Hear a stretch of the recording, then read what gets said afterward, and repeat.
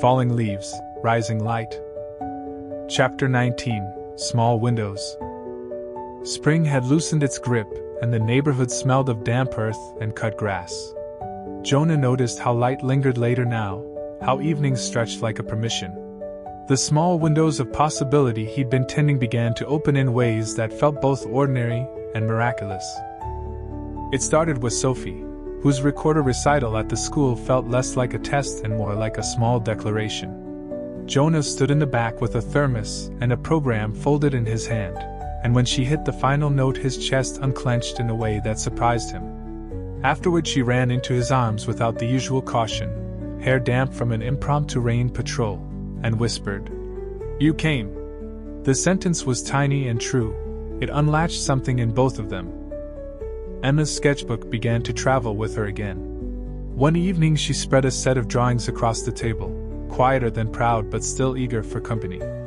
They were sharp and strange and full of color he would not have chosen, but he listened to her explain each choice as if apprenticeship were its own ministry. She asked for help prepping a portfolio, and together they made a folder she could take to interviews.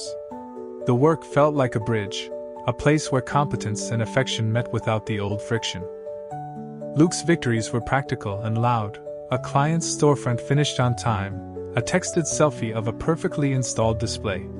He started leaving the garage door open in the evenings, and Jonah would find him there, hands oily, face serious, willing to show, to teach, to accept advice without the old guardedness. One late night they balanced a board and a lamp and laughed at a mismeasured cut. The sound felt generative, like two people rebuilding a language of ease. There were neighborhood moments too. A block party where Jonah helped hang string lights. A barbecue where a neighbor asked for his advice on a DIY shelter for a community garden.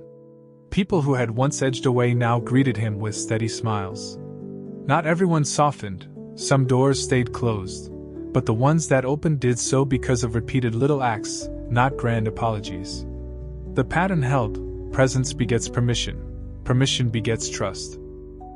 Even Mara offered a small window, an email asking if Jonah could pick up Sophie from a rehearsal when she had to work late.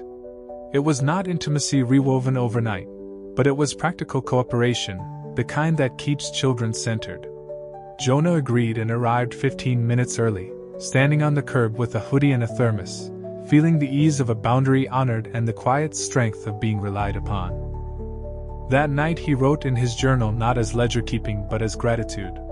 He dated the small wins: Sophie's recital, Emma's portfolio, Luke's late-night laugh, the neighbor's invitation, Mara's message. Each line felt like an opened window, modest, sometimes drafty, always an entrance. He folded the page and slid it into the shoebox, not to hoard proof but to remember the contour of renewal, that a life mended seldom leaps in a single gesture but grows, inch by patient inch, through faithful presence.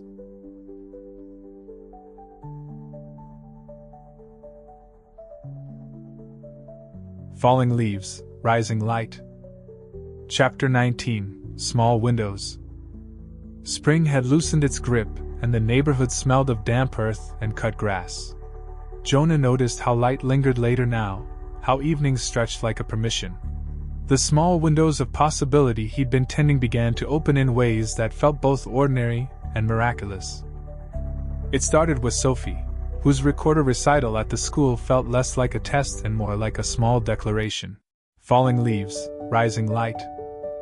Chapter 20. The question of home. Summer came with the smell of cut grass and a soft impatience in the air, the kind that makes people want to finish what they've been postponing. Jonah found himself staring at two maps at once: the physical map of where he slept, ate, and worked, and the smaller, more complicated map of belonging he'd been redrawing for months. He rented a modest studio not far from the kids' school, a place with a single window that caught afternoon light and a small balcony where he could hang plants. It was practical, a contained space where he could rest without rehearsing for someone else's piece. He furnished it with the essentials and the familiar: the shoebox in the glove compartment, his Bible on the nightstand, a couple of thrifted chairs, and Sophie's mitten tucked in a drawer so he could reach for the smell of home when evenings pressed in. The question of home, though, proved less about walls than about permission. On alternating weekends and agreed afternoons, he hosted the children. The place filled with their small rebellions and big joys. Sophie's fort made of blankets, Luke's greasy hands on the stove as he attempted to teach Jonah a recipe, Emma's headphones strewn across the couch as she edited designs. They ate on paper plates at times and proper plates at others. They practiced compromises that felt like lessons in the architecture of family. The studio became a place where he could be fully himself without the constant pressure of being reshaped. Work grew steadier. Jonah took on a part-time teaching slot at the community college, an evening class in drafting basics. Standing before students reminded him of the slow arc of learning, small mistakes that corrected into skill, tentative questions that turned into reliable practice. He loved the tactile rhythm of it, the tap of the projector, the scratch of pencil on paper, the satisfaction when a student's line finally matched intent. The class offered him a sense of utility and belonging outside the private weather of home. Mara and Jonah negotiated logistics with surprising civility. There were still hard moments, messages that stung, meetings that ended with silence, but they learned to keep the children's rhythm steady. Once, after a practical exchange about a dental appointment, Mara hesitated and asked a question that landed like a pebble tossed into still water. "Are you okay here?" It was not an invitation to reconciliation so much as a checking of boundaries, but the question acknowledged his presence as real rather than accidental. Jonah answered honestly, speaking of progress and limits, of nights in the motel and nights in the studio, of counseling and of small triumphs. Her nod was careful. It was not warmth, but it was not dismissal either. Neighbors began to know him as the man who taught a night class and fixed a neighbor's gate. Small tasks built credibility. He installed a mailbox post for a retiree down the street. He led a Saturday cleanup at the elementary school. These acts didn't erase history, but they made the community a place where his name carried both past complications and present contributions. There were moments of ache layered into the progress. Jonah still flinched at certain phrases Mara used in passing. He still ached when the kids mirrored the old echoes for a heartbeat. He learned to hold these aches without letting them become the center of his story. When the pain pressed strongest, he returned to the habits that sustained him: prayer in the quiet, a letter written and filed away, a late-night call to Pastor Reyes. He practiced forgiveness not as forgetting but as an active choice to refuse bitterness the place in his life. Home itself became flexible. On some mornings he stocked Emma's favorite cereal because she came by early for portfolio prep. On others he ate alone and wrote in the journal about gratitude for small windows.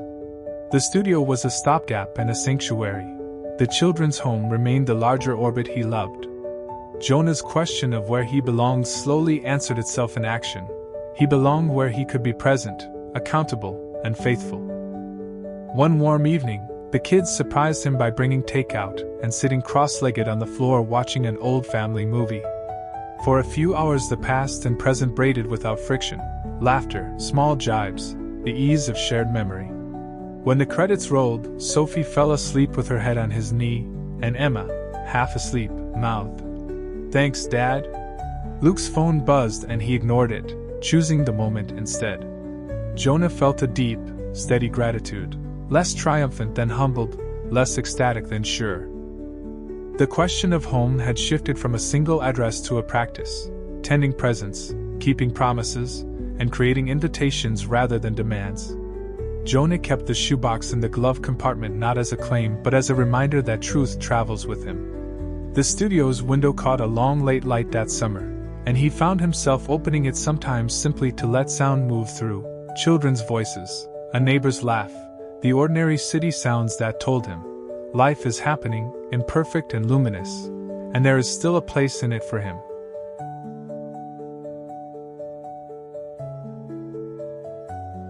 Falling leaves, rising light. Chapter 21, Small Rituals, Quiet Growth. Jonah discovered that the ordinary rituals held a quiet power he'd once taken for granted. Mornings began to settle into their own slow cadence. He learned which light woke the studio gentlest, and which street corner smelled best of bakery steam. He brewed coffee the same way each day, not as a superstition but as an anchor. The small repetition steadied him on mornings when the longer work of repair felt too big for one man. He kept a little chalkboard by the door with 3 lines: things to do, things to remember, things to pray. It was modest and stubborn, proof that order could be tender. The children layered his life back together in tiny, steady acts. Sophie insisted on helping him hang a late summer wind chime on the balcony. They stood beneath it, listening to the metal speak to a breeze and learning how patience sounds. Emma asked him to photograph a set of sketches for a competition, and while they edited, they traded stories of college fairs and future anxieties that felt newly shareable. Luke invited him to Saturday breakfasts at the shop, the two of them swapping techniques and jokes over chipped mugs and greasy timers. Each ritual, breakfasts, rides, shared playlists, was less about fixing the past than making a present that could hold them all. At work, Jonah noticed a different confidence in himself. Teaching the drafting class had forced him to put language to what he knew: how to describe a problem without draping it in blame, how to show a correction without shaming the learner. Students returned to say, weeks later, that a small pointer had saved them hours of frustration. That ripple, small and steady, reminded him that repair didn't have to be epic to be real. He practiced speaking with clearer edges. Where once he'd swallowed offense to keep peace, he now learned to say one short sentence that preserved truth without igniting warfare. I felt hurt when that happened. I'm bringing it up because I want it to change. He tried it in counseling, then at the dinner table, then in a quick text to Mara after a tense exchange. Sometimes the words landed well, sometimes they didn't. But saying them made a difference in how he held himself afterward. There were nights he still sat with a grief that would not be rushed. The shoebox was no longer an indictment, but a reminder of where he'd been and how he'd arrived here, slower, steadier, more honest. He read the old letters not to rehearse pain but to remind himself he had loved deeply and had been capable of gentleness. That knowledge kept him from cynicism. Community life offered its own small trainings. Jonah joined a neighborhood toolshare group and learned how to teach others to use a table saw safely. He volunteered occasionally at the community garden, where dawn work felt like a shared liturgy. These places were not dramatic reconciliations but steady proof that belonging grows through reliable presence. One late summer evening, the kids and Jonah carved pumpkins on the balcony, candlelight softening their faces. Emma chose an abstract pattern and laughed when the light made the cutouts glow. Luke recounted a story from a client that made Jonah snort. Sophie insisted on a heart-shaped nose. They ate takeout on paper plates and left sticky fingerprints on the railing. Jonah watched them, their hands moving, their voices folding into easy banter, and felt that the small rituals were, in their totality, more than the sum of their parts. They were the architecture of a life being rebuilt. He still kept his vows. He guarded his peace without becoming distant. He loved without dissolving. The quiet growth was not a tidy arc but a patient, stubborn accumulation of small days done well. In the evenings he closed the chalkboard with a satisfied nod and wrote a short line in his journal. Kept a promise. Showed up for Sophie. Listened. The modest litany was enough. It reminded him that a life worth living is stitched from small, faithful seams, and that those seams, held long enough, become home.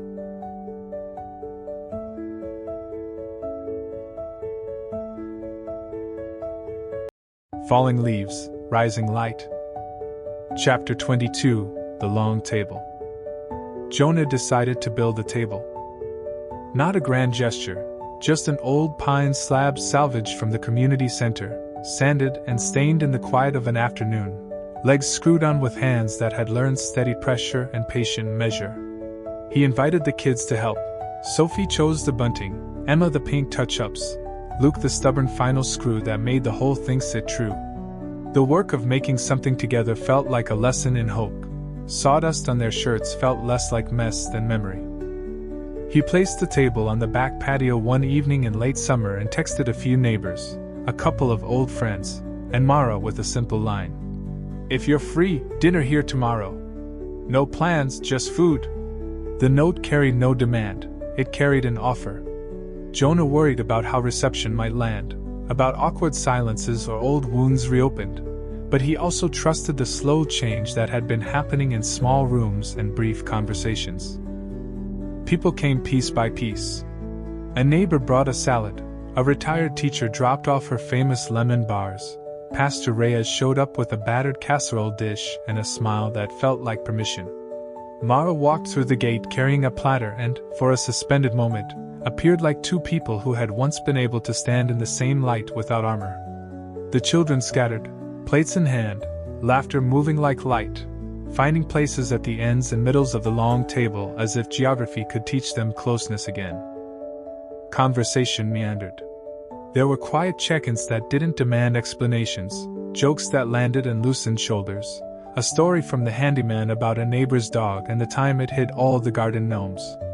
At one point Mara and Jonah found themselves beside each other, passing a bowl of roasted vegetables. Their exchange was small and careful, practical questions about Sophie's schedule, a shared memory of a failed attempt at homemade jam years before. Nothing theatrical, simply two adults practicing civility and the possibility that civility could hold more than pretense. There were tender, surprising moments. Emma, halfway through clearing plates, set one in front of Jonah and said softly, "Thanks for building this." Luke raised a glass to a quiet joke they'd all shared and smiled in a way that made the sound of his laughter easy.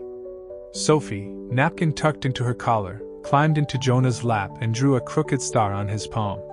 Those small acts multiplied, stitching ordinary gratitude into the evening like thread.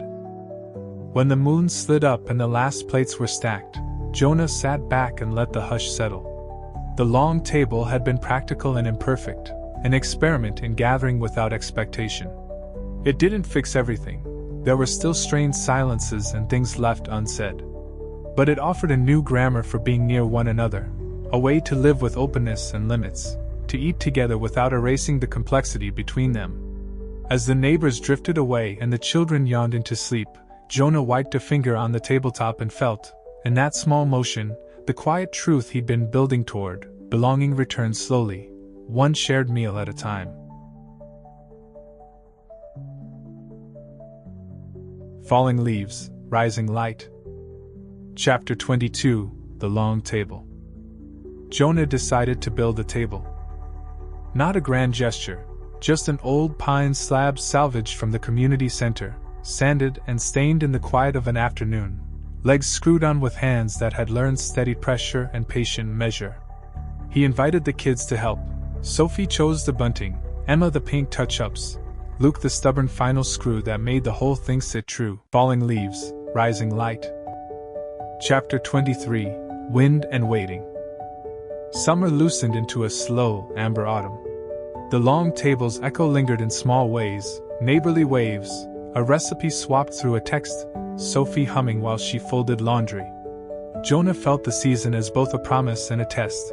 The weather was kinder, but the work of steadiness asked for stamina, not one bright evening. Autumn afternoons found him at the park more often, watching the kids practice small independences that used to frighten him. Sophie learned to ride a bike without training wheels and fell only once. Jonah held the back of the seat until she pedaled away, then stood still until she turned back, breathless and triumphant. Luke took on a renovation at a client's house and asked Jonah to help pick tile. They debated grout colors like two men negotiating a truce that smelled faintly of mortar and possibility. Emma, quieter now, sat with a new sketchbook and let him see the beginnings of a project she might someday show in a gallery. Each ordinary scene felt like evidence that life could be ordinary again without being unserious. Waiting became a practice. He relearned how to let time do its slow work instead of trying to hurry toward reconciliation or proof. Some afternoons he drove out of town to the orchard and sat beneath a tree, letting the wind move through branches and through old grief. The wind had its own way of teaching patience. It rearranged leaves without asking permission, and seasons changed by their own calendars. Jonah found comfort in that impartial rhythm. There were still hard seasons. A legal letter arrived that required meetings and forms and the kind of clarity that bared old wounds. Conversations with Mara could still close with a firmness that left him raw for a day or two. Sometimes neighborhood gossip curled back toward him like a familiar draft. He felt those stings without letting them become the whole weather of his life. He named them, prayed over them, and then did the next ordinary thing. Drove Sophie to practice, fixed the client's drawing, baked 2 mini muffins for a church bake sale. Small, surprising mercies appeared in the margins. A teacher thanked him for coming to a parent-teacher meeting prepared and calm. A former coworker sent a postcard telling him about a new job he might like. A childhood friend rang out of the blue for no reason other than to check in. Those interruptions were not dramatic rescues. They were the gentle gravity of a life reknitting itself, unexpected pulls that helped hold it together. Hope, quieter now, had less to prove. It arrived as a readiness to keep showing up even when things were partial. Jonah practiced gratitude in shorter phrases. "Thank you for coming, I saw you today, I'll be there." And those sentences became the scaffolding for a life that could hold both grief and delight. He learned not to rush reconciliation but to tend the small bridges that might one day hold more. On an evening when wind chased last leaves across the driveway, Jonah sat with Mara on the back steps for the first time in months without an agenda. They spoke in the small grammar they had been relearning, practical, careful, honest. There was no grand unburdening. There was instead a steady exchange of small truths and agreed logistics. When they rose, they did so with a stranger kind of peace, not the peace of finished things, but the peace of people practicing civility and the possibility of future warmth. The season held its questions open. Jonah did not pretend the map was complete, only that the cartographer had learned new measurements. Wind and waiting taught him that belonging is less about a single address and more about the steady willingness to be present. He closed his journal that night with a single line. "Still here. Still trying." It felt like enough for now, a faithful sentence to sit beside the slow turning of days.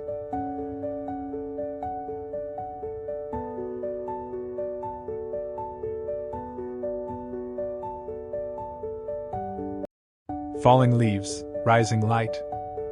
Chapter 24. The Quiet Harvest. The year rounded toward late autumn, and the backyard, which had been a muddled project of sweat and compromise, began to yield small, stubborn fruit. Jonah found that the work he'd been doing, quiet, repetitive, patient, had its own season of return. Tomatoes ripened in late sun, a squash ballooned into an improbable shape, and the herb patch sent up new shoots as if to reward the steady hand that tended it. Harvest, he remembered, was not a single triumphant day but a series of small returns. He invited the children to help gather the produce on a Sunday afternoon. Sophie ran like a comet between rows, fingers quick to pluck, while Luke and Emma moved with a practical deliberateness that made him smile.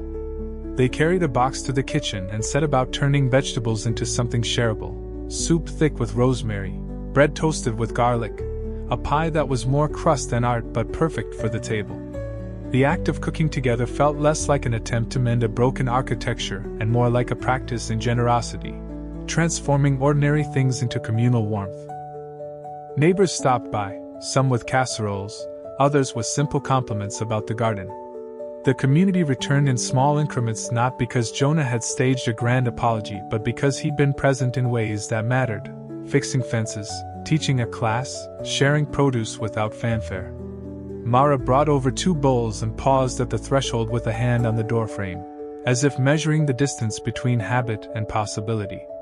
She stayed for a short while, talking quietly about schedules, about Sophie's upcoming recital, about small household matters that felt, for the first time in a while, like cooperative logistics rather than battlefield reports. Work offered its own harvests.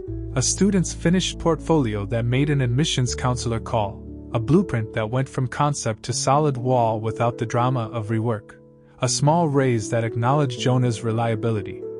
These were not glory moments but confirmations, practical nods that steadied his sense of competence and gave him space to be generous at home without feeling depleted. The children surprised him with gestures that felt like the slow unfolding of trust. Emma left a sketch propped on his nightstand, a small study of the balcony wind chime in ink and wash, signed only with her initials. Luke texted a photo of a finished client project with the caption, "Couldn't have done it without you." Sophie tucked a wilted rosemary sprig into his pocket like a talisman. Those offerings were not resolutions. They were quiet testimonies that the small work of presence had been noticed and internalized. That evening, they ate at the long table Jonah had built, now seasoned by weather and use. The conversation was easy, threaded with jokes and the occasional recollection of earlier tension that, when mentioned, landed without spark. They were a family reassembled into a new shape, some pieces missing, others newly acquired, but moving together in a rhythm that didn't demand complete repair to be meaningful. Jonah slept with the window cracked and the faint smell of rosemary on his pillow.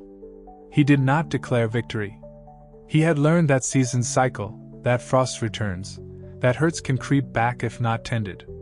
But he also felt a steady fruitfulness beneath the ordinary, a life that produced small, sustaining things, meals, apologies said with patience, promises kept, lessons taught. The quiet harvest was not a culminating prize but an invitation to keep planting, week by week, toward a future that might one day feel like home again. Falling leaves, rising light. If Jonah's story resonates with you, hit like so others can discover it too. And subscribe for more stories that speak to the heart.